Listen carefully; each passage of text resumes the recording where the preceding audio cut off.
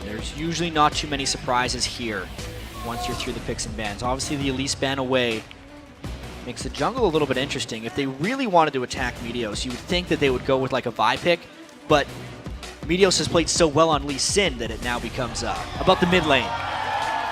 That makes sense. This was a LeBlanc-free zone, I thought. Yeah, where's the LeBlanc? No one, we didn't think High or Bjergsen would get to play that so far. 2 wins on LeBlanc for High. Bjergsen has played LeBlanc, I believe, once, but just destroyed on it, so he's never got the chance to play it again. It had been banned 3 times against TSM so far.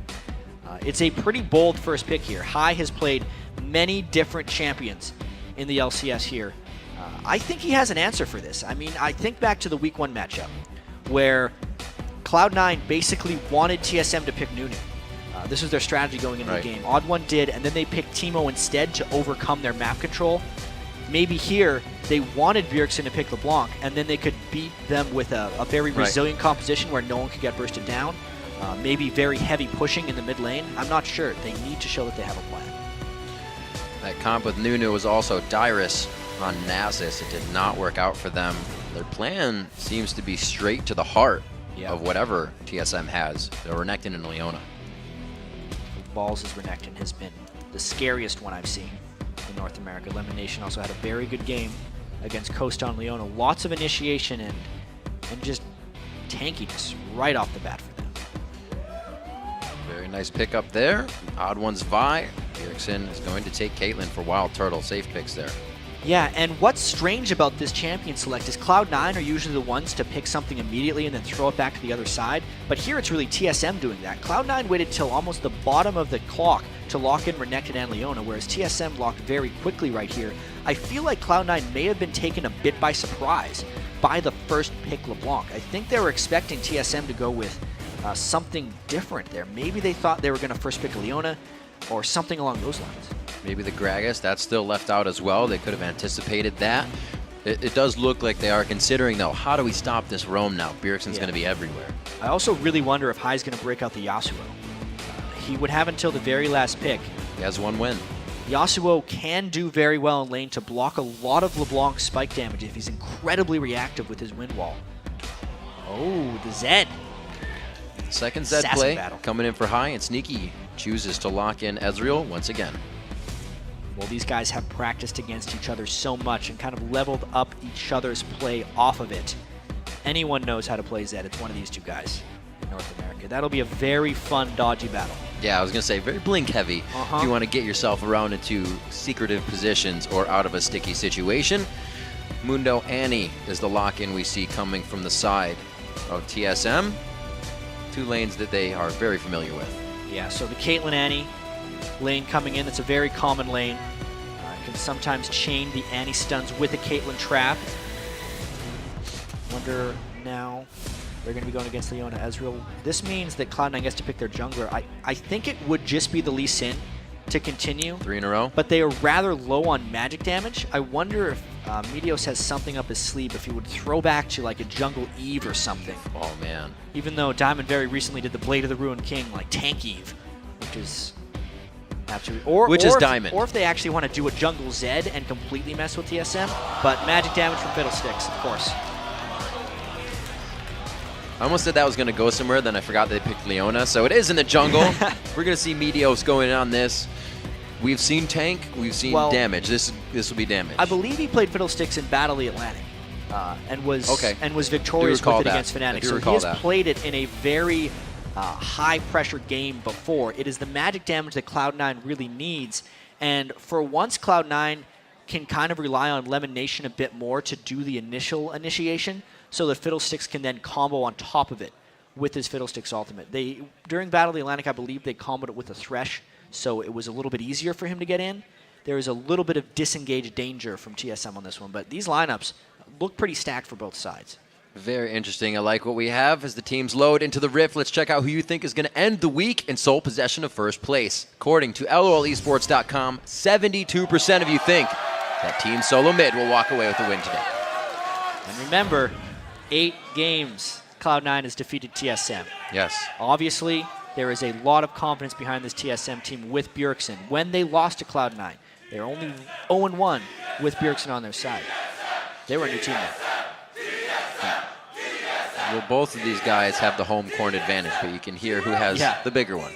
Yeah, TSM always with the most vocal fan base. It was a huge boon for them back in Season 2 when they dominated the North American online or offline tournament circuit. Cloud9 has gotten a lot of fan support thus far, but obviously they have not eclipsed TSM's fan base yet. So loading into this game, just a quick pick to touch on. Sneaky's Ezreal again. Kind of saw him doing the Blade of the Rune King, Infinity Edge, mix-up build. Absolutely. See if he goes to it again. He does have to face a Mundo once more. That was a very interesting build by Sneaky and very effective. Keep an eye on. Blade of the Rune King to Last Whisper on Ezreal, just to take out tanks. Here it is, chat. Everybody has been waiting for it. The guacamole and chips and dip are ready for TSM versus Cloud9. I feel like if I went to watch a League of Legends game, I wouldn't want to wear a mask. Those two guys having fun. A horse or an eagle mask. I'd be an eagle, though. Yeah, me too. I think the horse is just, it's flooded, the population. There's too many horsies. Hooses. There you go. Horse. Oh, we got like a clap going on for TSM here. This is like Morse code TSM. All right. You can tell everyone's been waiting the whole day for this one. This is the big game of the day, Riv. It is. It is. Meteos, he's going to start it with a ward, too. Ooh. Well, obviously, knowing he has Drain on Fiddlesticks, he doesn't need the extra. That's some dedication. Still going. He doesn't need the sustain of health potions. I wonder if he's just going to bypass his Spectral Wraith jungle item as well. There's a very real possibility he's just going to rush his Sonya's Hourglass. His positioning is very interesting so far. Are they going to 2v1 Bjergsen in middle? Leona's hanging up out top. Cloud9 slowly waiting this one out. I'm not sure why Cloud9 does this, but they often position. It is usually sneaky. Yeah. They pretty much always position their AD carry in the mid lane, and I think it's if they want to react to any lane swaps, it is easier for them. Right. Because High is generally not going to go anywhere but the mid lane, so they can always rotate him up, and then that means they could rotate their AD carry and support anywhere else they want. So by going in that configuration, they can meet any demands that they actually want to hit. And you are correct, sir. Looks like we are going to have High moving up towards that mid lane. They do not have anything they need to adapt to just yet. It's going to be the solid 2v2 in the bot lane and the regular mid. This is the matchup we wanted to see, though, especially High Bjergsen. And then our matchup of the day here, Meteos and TheOddOne in the jungle as we started off. Yeah, and we get to see a jungle Fiddlesticks. Meteos, the only guy to play this split over North America. And Tendudex played a little bit of jungle Fiddlesticks back in Season 3. He was tank Fiddlesticks, though. It's pretty clever. It worked out. Played it in more than one game. Yeah. I believe they found the victory with it in more than one occasion. What is kind of the pressure you see out of a Fiddlesticks? He's not just going to come flying out into the lane.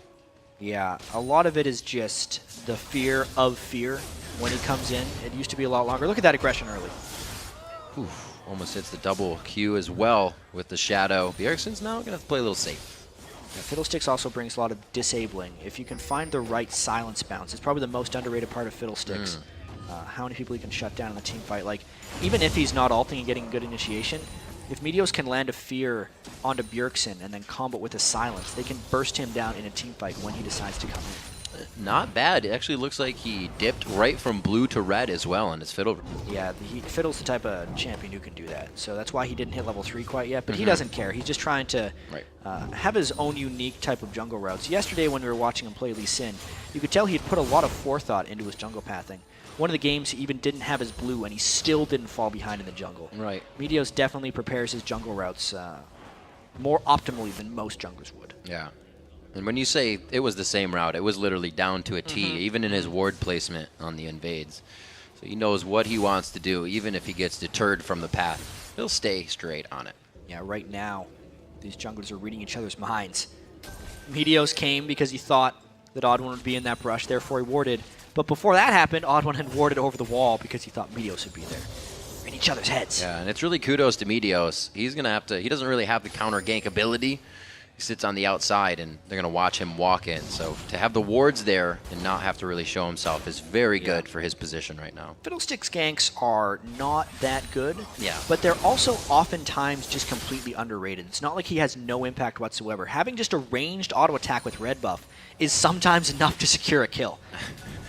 So true. 4 minutes into the game. We'll see if any of those get transferred in the bottom lane. Not to be soon. The junglers will back, so we don't see the use of any of those buffs just yet. We'll see what those first buys come to be as this bottom lane shows 6 favor CS for WildTurtle. Yeah, at the moment, Caitlyn Annie just outranging them on both accounts. Annie, longest auto attack range of any support in the game at 625 against a Leona, who is a melee champion. So unless Cloud9 wants to kind of commit into TSM, they're basically stuck just getting harassed down little by little. Meteos backing, prioritizing a pink ward already so they can start to gain control of the map quite early.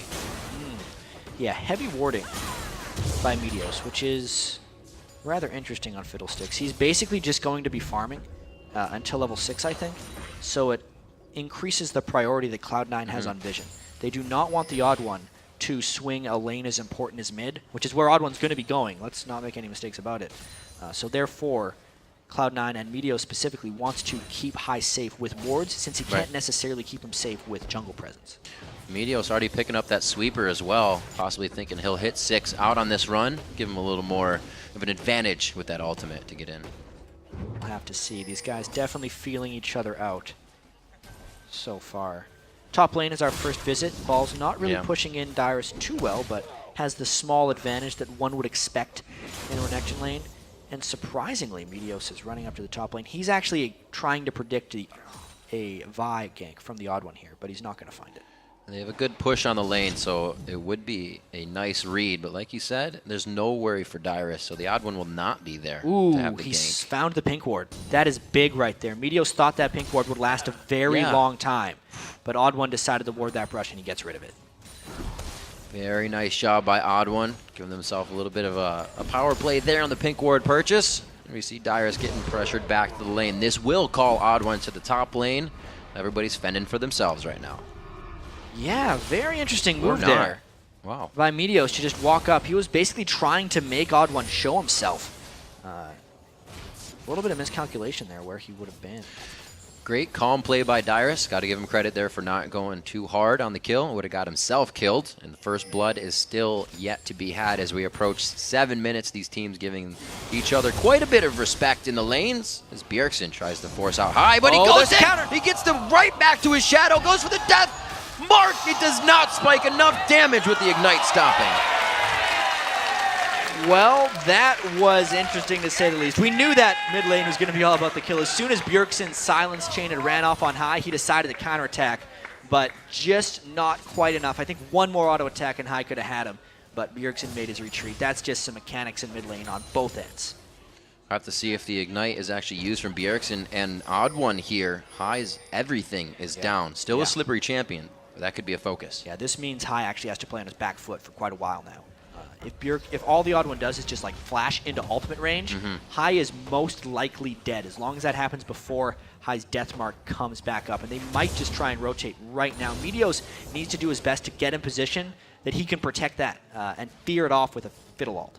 This is going so great for both teams right now. The farm is almost identical in every lane. There's a bit of a discrepancy there in the top lane and just a few farm between the AD carries, but these are the two top teams, and it's going to play out like this through the game, the entire game. We're all expecting a very close game.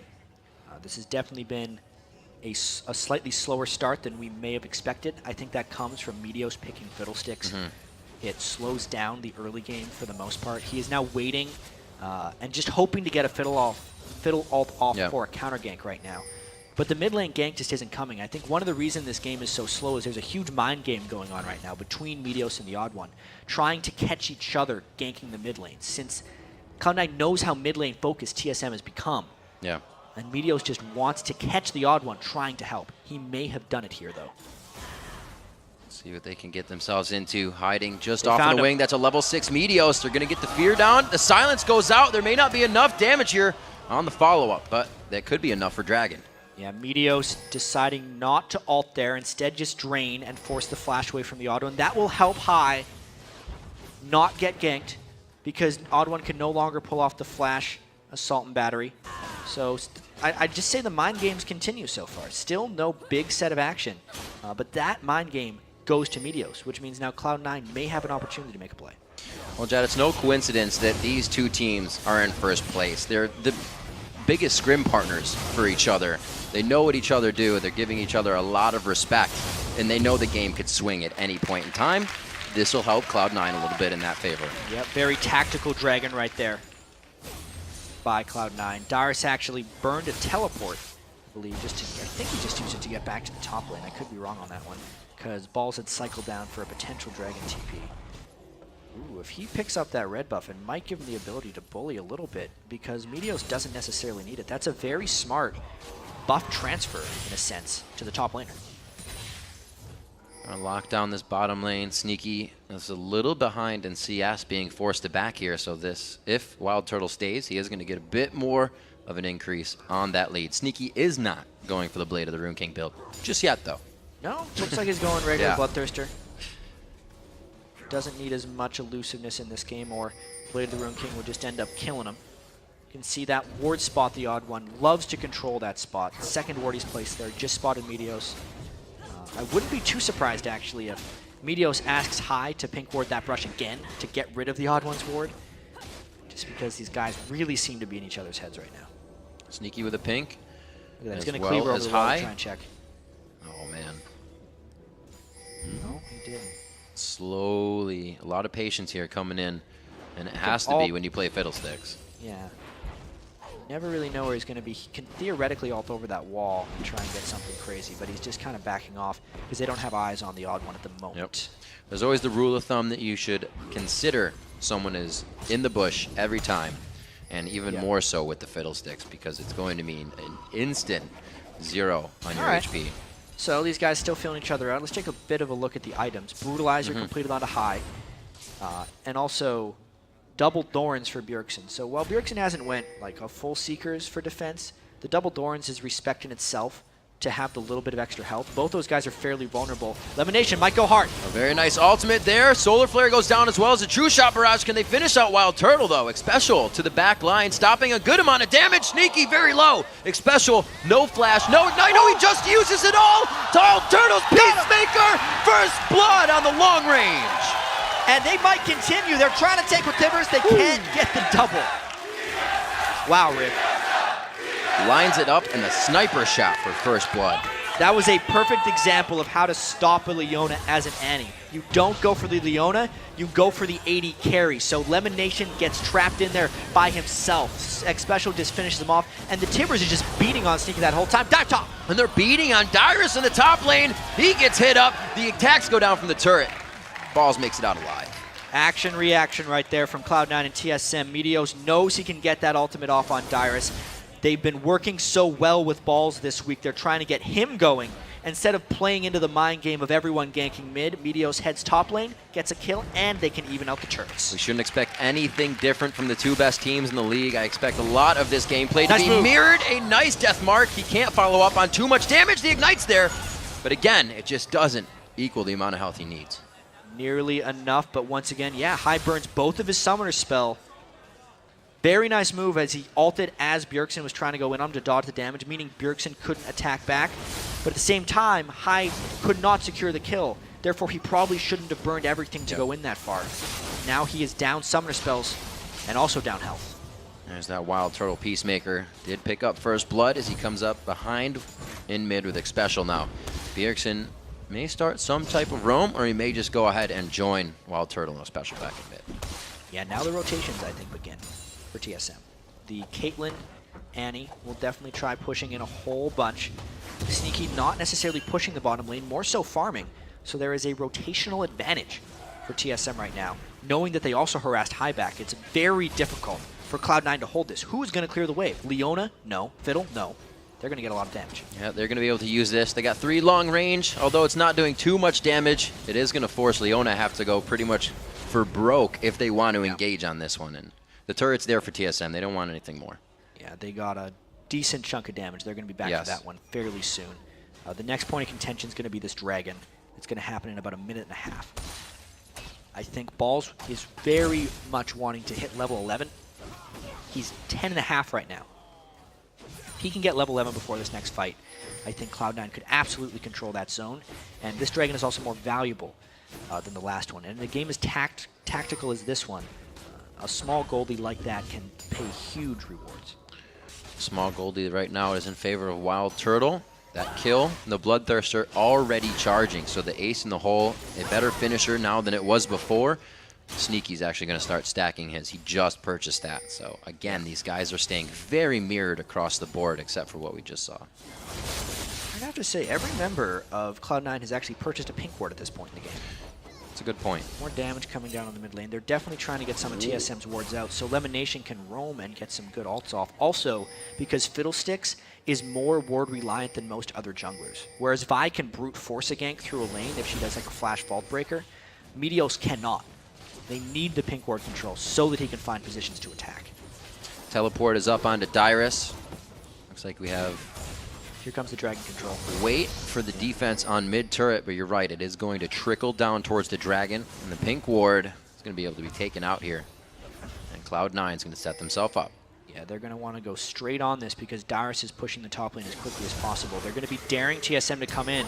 There's the initiation. Oh, the flash vault breaker going in from the TheOddOne, and then he does the assault battery, but he is in a 2v1. Down to the bottom of the screen, they're trying to zone out the entire team with the Crow Storm, and coming in with balls. Got him with the true shot barrage. It's going to be a walk away for High. It's going to be Dragon. And the rest of Cloud9 just walked towards TSM, and they had to retreat. It is now a 5v3 near the Dragon. TSM trying to take the mid turret as compensation. I think they'll get it.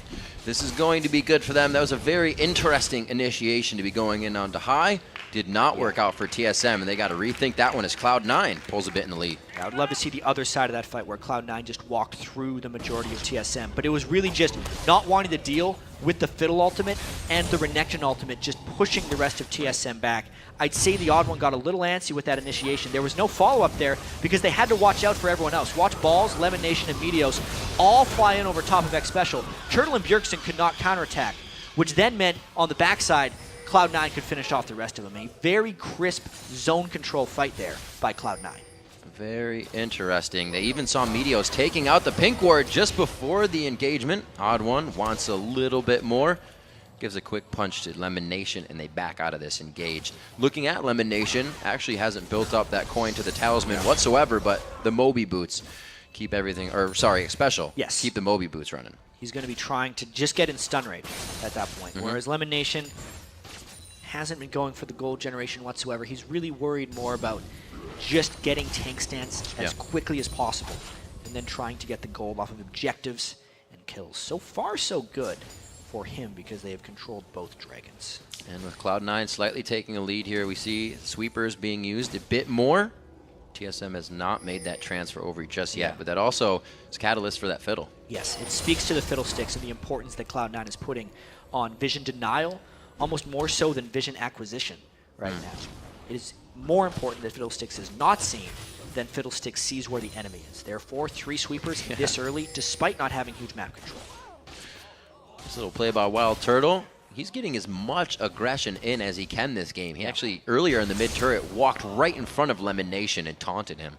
Yeah, and he's definitely showing the rewards in the CS column right there. 175 highest in the game to 136. So fantastic farming from WildTurtle.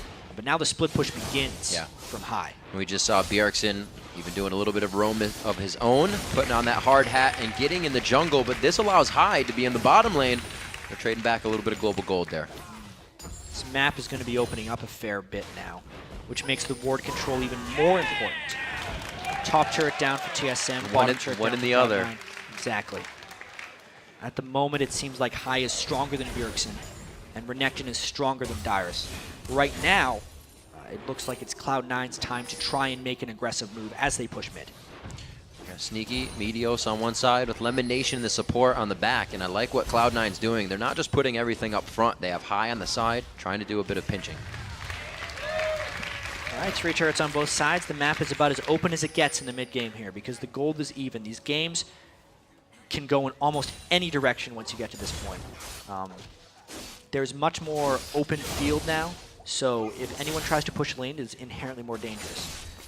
Team fights also stretch longer because there's nowhere for people to run away. And whoever makes the next move, it just means it's even more swingy because then you're taking down second-tier turrets and so on. So these are always very interesting games when they reach this point. Looks like the entire map is getting warded up right now. Neither team is letting that go to waste. We see the pink wards still coming out, both from TheOddOne and Meteos, but Cloud9 actually has more members buying up pink wards than just the jungle. Oh yeah, absolutely. Blade of the Rune King's going to be trying to get finished by High as well. Zhonya's rush was in fact what happened on Meteos. Yeah. No surprise there. A little bit more potential to get in the fights and be danger. Yeah. Mainly so he can put himself in silly situations and let the rest of his team follow up, which is kind of what Cloud9 excels on sometimes. See if he can make those plays. I haven't really seen a Crow Storm be the change of a fight yet. They were able to get a good engagement down onto Dragon, but it wasn't a full fight of both 5v5. Just TSM running away. Exactly. Yeah. A little bit of a turn tail. 20 minutes into the game, a 2,000 gold, 1.6 actually, so we're not up to that amount just yet, but it's still close enough to be completely anyone's game. The Deathfire Grasp soon to be finished on Bjergsen, and that's when we start seeing him get those kills. Yeah, something that's going to get more and more interesting too, Riv, is whether or not Cloud9's affinity for sweeping lenses hurts them, because they're still open to getting picked off by TheOddOne and Bjergsen.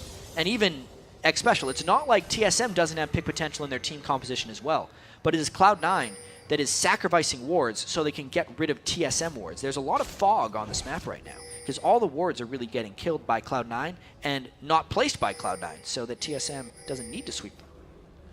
Interesting pink ward placement after the mid turret goes down. Cloud9 really owning their own half of that bottom jungle. Yeah. Well, they want to control that area for the next dragon fight. Right. Many places for Fiddlesticks to hide. Very good point, and we will see where Meteos is. He's seen by a ward right now. You see he takes a bit of a different path than the team, and they know that he takes a different path. The Zhonya's comes out, and they waste a good bit, but is it going to be worth? They turn around the fight once again, and it's deja vu in the same spot. Who's going to turn tail on this one? TSM has already lost Xpecial. Yeah, the answer is it's not worth it to go in and try and stop that Zhonya's, because that's exactly why he wanted to complete it, so he can be in bad situations and still let his team capitalize on that. Xpecial flash to get the initiation, but then had no retreat, and Meteos' team went to back him up. Always having this man down. TSM keeps adapting. They say, we did lose something, but let's try to move, and they go for top. Yeah, this is a good move, because they know that Cloud9 would want to cycle around the dragon anyway, so they can then trade an inner turret for a dragon, which, if you're actually picking, would you do this normally? The answer is generally yes. Yeah. Absolutely. Team Solomid keeping their head in the game, making sure that gold stays relatively close, and High is going to do what he can to push the mid lane. There's so many things that Cloud9 is prioritizing, but they're able to do them at the same time. Yeah, these guys not necessarily fighting each other, but definitely trading a lot of map resources. Finishing this turret might not be possible. It's very dangerous for him. Oh, he gets locked up. He didn't expect Bjergsen to be there, and it's going to be big damage as High goes down. So overstaying is welcome so he can finish the turret. He would not have finished the turret if he didn't fall back. Now, overall, the gold gain from the turret is greater than the death, but the question is, what does TSM do while High is down? They are now gaining control of the Baron Pit. That is very hard territory to fight over, and Cloud9 loses it because of the death. That ace in the hole to start. Oh, the solar flare goes down behind, but LemonNation not in a good spot. The chain goes out. The burst could be there from the second hit of Bjergsen. He goes for it, and it's going to be the odd one to pick it up.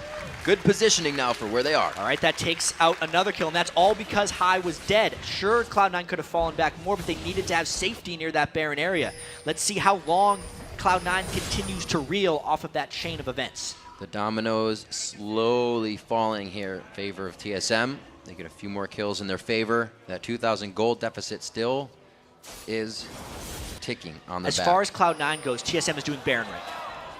Do it, Baron, but there's Turtle coming up. Whoa, it's going to be the Zhonya's, and he just walks this one up. It's going to be enough to pop him down. Meteos will not be a factor in the next engage. That's one more for TSM. They continue to capitalize off of this chain of events. Now Cloud9 is trying to push mid. TSM could very well secure this Baron. That turret is very low in the mid lane from High previously. They see it now. Going to be able to take it down. It looks like they will go for Baron. 16 seconds on Meteos. Bjergsen is low. He is going back. This could be a 3v4 in the Baron pit. TSM may have to fall back. It's getting very antsy here. The smite is going to be up here, coming in for the odd one. They go into the Baron pit. Bjergsen has to put himself outside as the passive gets worn off. OddOne grabs it up, and it looks like LemonNation and Balls are going to try to do what they can. Dyrus and Sneaky having a 1v1 tit for tat. OddOne out of the brush, out of the Baron pit, I should say, and they're trying to keep Baron alive on them. So they do have the Baron buff, but how many people are going to lose it? OddOne is still on the run. He's going to try and hop over the wall, get away. Bjergsen finds Dyrus, or Bjergsen and Dyrus, I should say, find High, and he gets out of that one alive.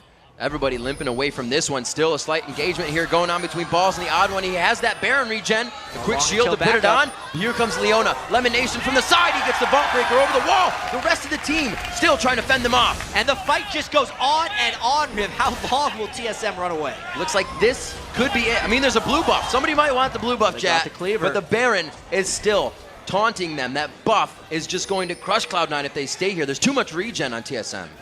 Oh dear, so that was a lot of cascading events that happened off of that one. It was good of TSM to focus the Baron and take the results afterwards. They did not lose many turrets, they did secure the Baron, and they only focused one death. Overall, good job by TSM. So breaking things down here and slowing them down a little bit. We take a look at that jungle matchup, a Rumble in the jungle, a Fiddlesticks versus a Vi, and it's... Yeah. Meteos is being focused now. He's not getting enough time to ult. Well, if the team is scattered, then Fiddlesticks doesn't necessarily have setup time. It's not so much about him being focused, it's that TSM just caught him in bad positions. Right. You know, OddOne is using his assault and battery very much on him, and he's an absolute priority as far as that goes. One thing to note, actually, is when a Mundo has Baron buff, it's a little bit ridiculous, because not only does he get health regen based on his max health from his passive, yes, Baron health regen by nature is also based off your max health.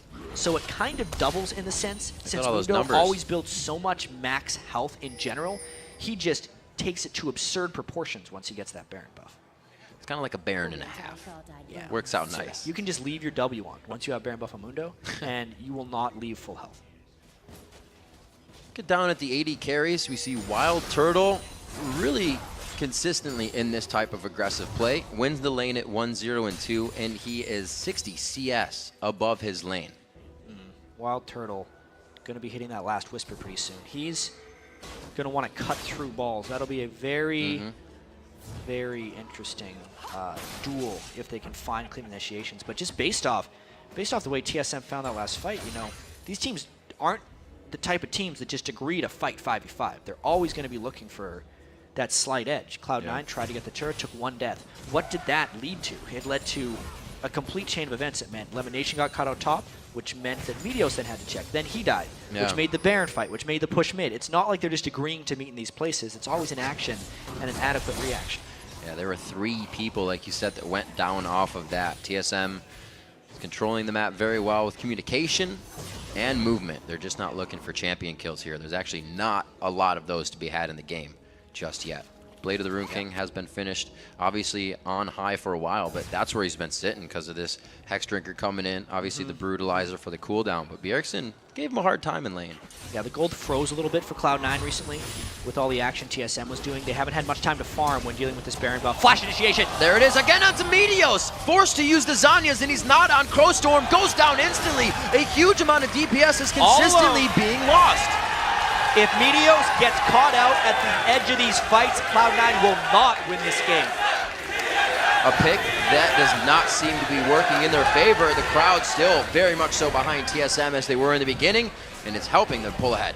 Yeah, and with High going now to try and take a Dragon, they are fully conceding this inhibitor to TSM. They do not want to fight it any longer and create another chain reaction. 28-minute inhibitor, a little bit quicker than I thought would come from this game, but we still could go into the late game. This is going to be going down, but they are fully rushing down here for High. He's going to Shadow, get safety. Shadow's just been used. They know where he is. They're going to be chasing him for a little while. Let's see how slippery High can become. We'll see how much Cloud9 can work off of this if TSM decides to kind of tunnel run on him. If he can bide some time, they can get these lanes pushed, and Cloud9 could start getting them out of their base. Against it. Nice pathing by High to get out of there. And it's one of Cloud9's hallmarks, actually, that they're going to have to lifesteal for a little while now. That Cloud9 can keep the gold even regardless of when they start making mistakes. Even though they suffered deaths and lost 2 turrets there, when they made the call to get the dragon, it helped equalize the gold. They're only down 1,500 gold, despite forfeiting a Baron and losing a couple team fights in a row. Meteos kind of has to go into sneak mode now. Being seen pretty much means his death. He's got to be much more careful about where TheOddOne finds him. That jungle matchup has definitely trended towards TheOddOne in the last few fights. First few fights, Meteos was out mind gaming him. Nice wards, burn the flash on TheOddOne, control the dragons. And now that Meteos is having to use his Zhonya's defensively while he's not channeling Crowstorm, has been very detrimental to Cloud9's overall success. Let's see if they want to go for a fight here, though. A little weird on the positioning. Oh, the Talisman of Ascension. Can they find him? Here no, goes. Meteos is not ready, but he is going to be able to get the ult in this time. He comes in. The Crowstorm is in the fight now, and it's going to be pushing TSM back. They still drop 2 members immediately of Cloud9 with only Xpecial going down in the fray. So overall, a 1 fight by TSM. Let's see if they turn around now. Balls does not have too much longer on that Renekton ult. That chain missing. Really, everybody's just looking for the next mistake here. Somebody to go outside of their boundaries, and it's not going to happen. Everybody plays it calm, gets their composure back, and we're going to get some wards cleared out. So we really got to see there the resiliency of the TSM lineup. Even though Meteos did channel a fairly good ultimate inside with balls there, they couldn't get much damage out. High went all in on WildTurtle, came up with nothing. The QSS stopped the death mark right as it went in. And that is a troubling fight for Cloud9. It actually tells TSM they could win this one. That was a close to ideal team fight for Cloud9. Yeah. And TSM still came out on top 2 for 1. We got to see the Crowstorm, and it did not prove to be what we thought it would. The Quicksilver Sash bought out by WildTurtle so he can keep himself safe from whatever Meteos tries to throw at. Having 300 farm, 30 minutes on AD carry is quite high. Dyrus is going to be able to escape. Since he stole that blue buff, his ultimate's on a very short cooldown, 50 seconds more, and it'll be back up again. But the Baron is live. See what Cloud9 can do. We kept hearing in the beginning of this game that everybody gave Cloud9 the stronger lanes. Right. And that was usually with Meteos helping them. He wasn't doing anything up until 6 this game, so it looks like TSM came stronger in the lanes this game. Fiddlesticks is a slightly different pick, and also WildTurtle did so well. Yeah, really came out on top. In lane against Sneaky and LemonNation. At this point, though, Cloud9 is put in a very awkward situation. Knowing that Dyrus' Mundo has a teleport up, normally the play to stop that is Cloud9 would go around Baron and then force him to come in. But since Cloud9 is the weaker team, they don't want to posture around Baron. So I think if TSM plays their cards right, they can either secure an inhibitor for Dyrus or a Baron for themselves. Cloud9 does not have a lot of good plays here to make. It's got to be on their terms, and even when we saw it on their terms, it was still a stretch of a fight. They only got Xpecial because he threw himself so far into the back line. 3,000 gold lead has been accrued here. The Mikhail's Crucible is out, so even much. whatever. QSS on Bjergsen, QSS there, and a fight in the Baron pit with Baron up! There it goes. True Shot Barrage comes through. The Solar Flare. Meteos coming in from the backside. Can he get there? OddOne feared up. He's going to be taking a lot of damage, but Meteos goes down to the blink of an eye. Sneaky on the backside has to shift away, and he can't put DPS into the fight. Xpecial goes back in with the flash, and the Ignite still up. WildTurtle taking down Ezreal. High goes down as well. Team Solomid almost ace C9, but take the Baron. And the TSM chance coming out 4 for 0 right there for TSM in the cleanest fight they have had yet. With the Baron, they take a commanding lead in this game. 33 minutes in, they're going to look to push. Taking one more look at this fight, you can see LemonNation tried to go into the Baron because this was the best fight they were going to find. Meteos, though, gets exploded by Bjergsen. Watch this burst. Bjergsen is waiting for him. They stun him with Annie and burst him out. Everybody wanted to kill him before he could Zhonya's. At that point, since the burst was out from High, there was just no sustained damage left on Cloud9, and it's just cleanup from then on out. A quick 1, 2, 3 punch. Jat, you pretty much said it. They can do whatever they want. They can dictate and drive the game to Baron. Yeah. Cloud9 bit it. At that point, there were not too many options left for Cloud9. So good execution by TSM. And honestly, that's what Cloud9 had to try to do. Cloud9 is the better team in this situation. That fight has just catapulted Team Solomid into a huge gold lead. 8,000 gold over Cloud9 right now. A swing that we did not expect to see in this game. We thought it was going to go straight neck and neck, but TSM is showing that they came very prepared for this matchup. Yeah, and now that there's the big goal lead, you just kind of can see the team compositions really coming out of top for TSM. Mundo has substantially outscaled Balls' Renekton, Thornmail, and all versus heavy physical damage on Cloud9. Makes him almost unkillable because Meteos isn't going to be focusing Dyrus or doing damage to him. He's going to be trying to get fiddle ults on the rest of the team. So all Dyrus has to worry about is that armor. And then when you consider the relevancy of the rest of Cloud9, WildTurtle and Bjergsen can think about killing whoever they want. They've built the QSS so that High is no longer a threat to them either. And their damage is sufficient because they're sitting on so much gold. 5 kills on both of the main damage dealers. The gold distribution could not be better right now for TSM. 504, 505, and a good 200 gold, almost 2,300 sitting on WildTurtle. And you can see just how comfortable they feel being in the lane right now. He doesn't feel like he needs to spend it. There's too many opportunities to be had right now. It's 3,500 gold ahead of everybody on Cloud9 right now. Just the farming he's been able to do. He's actually saving up for an Infinity Edge right now. Yeah. It would nearly cap off his build. But at the moment, since they have the Baron buff, and as we talked about, close to untouchable nature, they're going to want this one. Cloud9 may try to flank from the back and have one last fight. Here it comes. Solar Flare, dead center of absolutely nothing. TSM is going to be able to pretty much waltz around this as they recuperate to what's going on. Oh, half health from one ace in the hole. That is not what you want to see coming down in damage. Level 17 WildTurtle means that thing hits pretty hard. It's hitting for 1,183 before armor is taken into account. Just the one spell. And that's before his Infinity Edge Riv. The game has just seemed to slide in TSM's favor. We kind of said that it was slow picks for Cloud9 coming in after they saw the LeBlanc. Maybe they were not expecting that. Well, Cloud9 needs to wait on the Leon Ultimate before they can try this again. They need the Leon Ultimate not to whiff to have a chance, but they're going in before because they do not have the time. That's the third time Turtle's been really close. He gets himself out with the flash. The Quicksilver as well is there to assist. They're trying to go in on this, but there's not much damage coming from Meteos. It's like the fight really wasn't engaged, but it is Xpecial taking down LemonNation, and he is again in the forefront of the fight with the rest of the team. Balls is the one getting hit up. They're going to take him down and hit him right in the name. Sneaky goes down next. Meteos is on the board as well. The Zanyas goes, but he goes down. I think this is the game, Riv. That was another clean fight for TSM. You can see Cloud9 was not going to let TSM whittle them down. They went all in because it was the only chance they had. And now TSM is on the coast. An amazing game, Team Solomid. Going to take sole possession of first place over Cloud9. Give them their second loss of the season. And they're going to look to be 7-1 now in the spring split.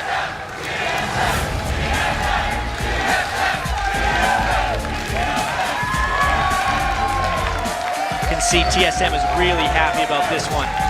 This is what they were trying to do when they brought in Bjergsen from Europe right here. They wanted him to dominate the mid lane for him, for TSM, for Reginald, to let everything else work.